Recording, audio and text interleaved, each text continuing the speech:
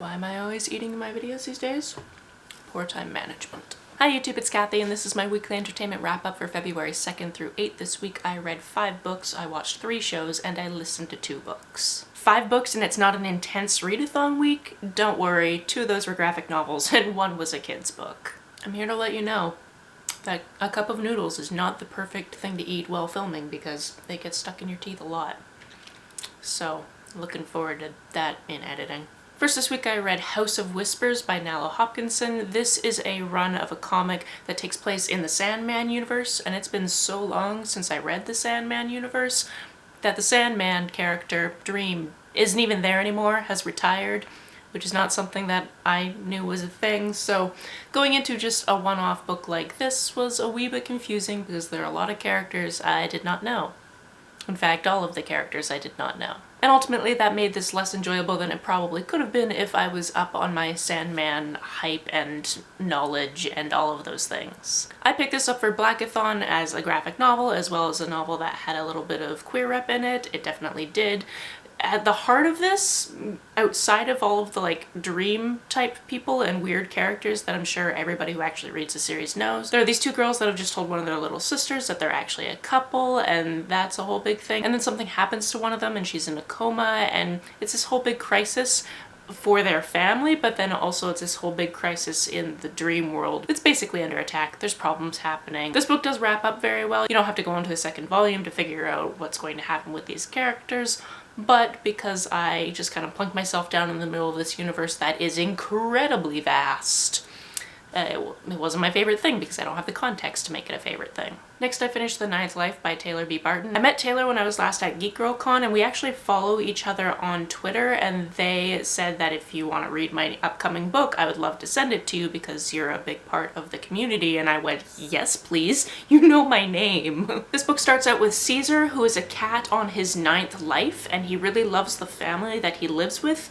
and as he's passing on, he's given the option to come back as something other than a cat in his 9th life, hence the title of the book. I found this book incredibly imaginative. I really enjoyed all of these characters. There is a little bit of a love quadrangle happening at one point. I guess it's not really a quadrangle because 2 of them are cousins, so they're definitely not connected, but you know what I mean. There's some messy dating going on, and that's because when Caesar comes back for his 9th life, he's in the body of Austin, who is a 17-year-old boy, but he doesn't have any of Austin's memories. So Austin was sort of in a relationship with his roommate before, and that is explored quite thoroughly, but then also Caesar/Austin wants to find the human that he was always with, and a little bit of a love thing happens there. Like I said, incredibly imaginative. I really enjoyed how this was put together and kind of the mythos behind it. I really fell in love with these characters and I very much wanted to see how this ended. So I know it's a long way off. September is many months away, but if this sounds at all interesting to you, it's queer, it's got cats, what else could you love? Pre-order it now if it sounds interesting to you. Next we have the children's book that I read this week, which is not a middle grade book. It is in fact a children's picture book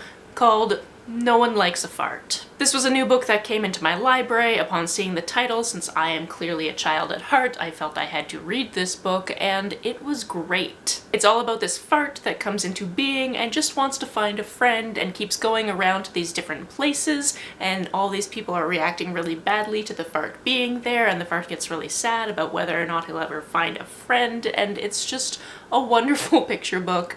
There was some great humor in it, such as talking about butt trumpets and calling somebody Fart Simpson. So if you're looking for a present for a very small child that will also be very hilarious, hopefully to that child's parents, consider picking this one up. On a little bit more serious and academic note, this week I also finished The Dark Fantastic by Ebony Elizabeth Thomas. This is an academic book about fandom and about race in fandom specifically, and to go even deeper, it specifically focuses on Black female characters from Harry Potter to the Hunger Games. That means I was reading about fandoms that I'm familiar with, such as Harry Potter and the Hunger Games, but then there were also fandoms I'm not familiar with, such as The Vampire Diaries and Merlin, which is a show I've always wanted to watch because Anthony Stewart Head is on it, but never got around to. I had a little bit of trepidation going into this one because it has been a very long time since I read academic texts, and that is what this is, especially if you start by reading the introduction, which one should, I think. It does feel very dense in the language, and I was wondering if I was going to be able to get through it. I did get through it. I did very much enjoy it, and I did very much enjoy all of the discussions, even if they were about fandoms that I don't really know anything about. Even the fandoms that I did know, there were things happening in the fandoms that I didn't know about because I've never been like super deep into the fandom. For example, I read all of the Hunger Games books. I think I've seen the first movie. I did not know all of the hatred that went towards the actress that was playing Rue because people read the book as though she were not black, even though it states that she is in the book, and were very mad that a mixed race actress was cast to play that role. Same thing of casting an actress of color to play Gwen or Guinevere in Arthur. Same thing of changing one of the characters from the Vampire Diary books into a black character and then not doing her justice at all. So this was a fascinating, important read. I highly suggest it. Even if you start reading the introduction and go, I don't know if I'm going to be able to get through this, it does get much more readable and less dense as you go on, especially when it gets into the nitty-gritty of what was happening with fan culture at certain points throughout these fandoms. Finally, I also read Abbott, which is a graphic novel based around Elena Abbott, who is a journalist in 1970s Detroit and is uncovering this paranormal activity that's happening in her city. Dog. If the dog's gonna bark, I'm gonna take a noodle break.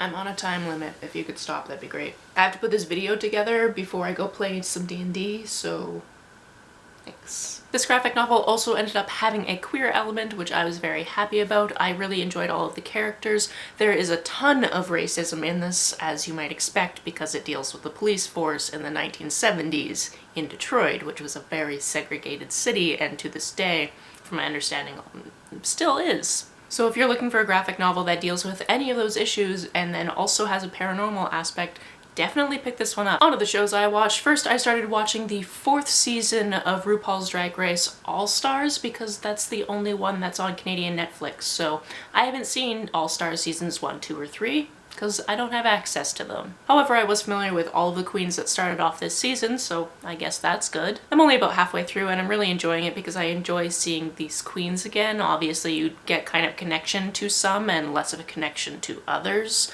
throughout season, so it's good to see them again doing what they do best. We also finished season 1 and got about halfway through season 2 of The Expanse. We are definitely in the territory of times where I don't know what's happening because it's past where I read in the book series, and occasionally I'm just getting fed up with the fact that this is a very strategical, war-based series, and it's not one of the things I care the most about. So occasionally they'll be on a mission to do something and I will have to pause it and ask what's going on because I've kind of tuned out a little bit. That being said, production value is still high. I still care about these characters. Amos makes me laugh a lot. Alex is just a sweetheart and I want to know what's going on with the people that he left behind. And overall, I am enjoying it. It's just not going to be my favorite thing based in space. Steph and I also finished the last 2 episodes of Looking for Alaska, which are the episodes that are just gonna make you cry, because that's what the characters are doing, and then when Miles cries, we cry. When the Colonel cries, we cry. There are definitely a couple little changes I noticed from the book in this section, but also the last episode and the prank that happened there, I very much enjoyed it. So all in all, I think it's a pretty fantastic adaptation. And finally, I did something a little bit weird for love of a friend of mine, and that's read Realm of Ash and then Empire of Sand. Realm of Ash is the 2nd book in the series. Empire of Sand is the 1st book in the series. I read them in opposite order of how you're supposed to. Why did I do this? Because Joss with Yogi from a Book thought it would be an interesting experiment for somebody to do so because she has read them, she absolutely loves them, she 5-starred both of them, and she said in one of her videos, it'd be interesting if somebody read them out of order because they are 2 separate books with 2 separate casts of characters that has some overlap, and you do learn separate things in the books.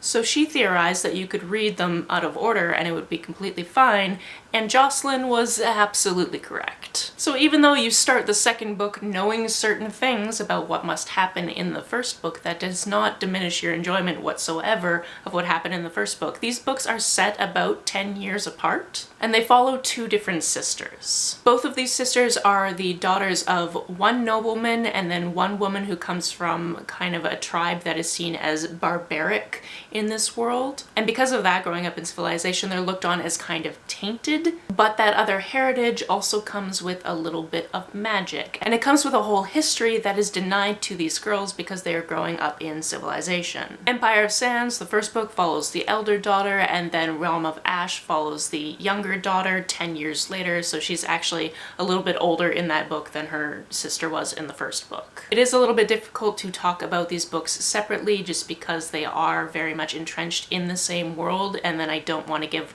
plot points away for either of them. But what I can say about this duology, and I assume it is only meant to be a duology, is it does have to do with modesty of women. This is definitely a civilization where women are only there to serve their husbands, basically. So they are veiled unless they are only with their family. The only contract they can make is choosing who they marry. That's literally the only contract they're allowed to make. And should they become a widow, they are not allowed to remarry, and they're basically shuttled off to a place where everyone keeps their widows. There's blood magic in these books. These books talk highly about consent, which I just found to be absolutely fantastic. There is a lot of talking about how these women are just meant to be backups for whoever owns them. But this went a lot into them having their own autonomy in these interpersonal connections, and I really enjoyed that. Like Jocelyn, I highly suggest you read these. Go ahead and read them in whatever order you like. I did have a little bit of trepidation going into the second book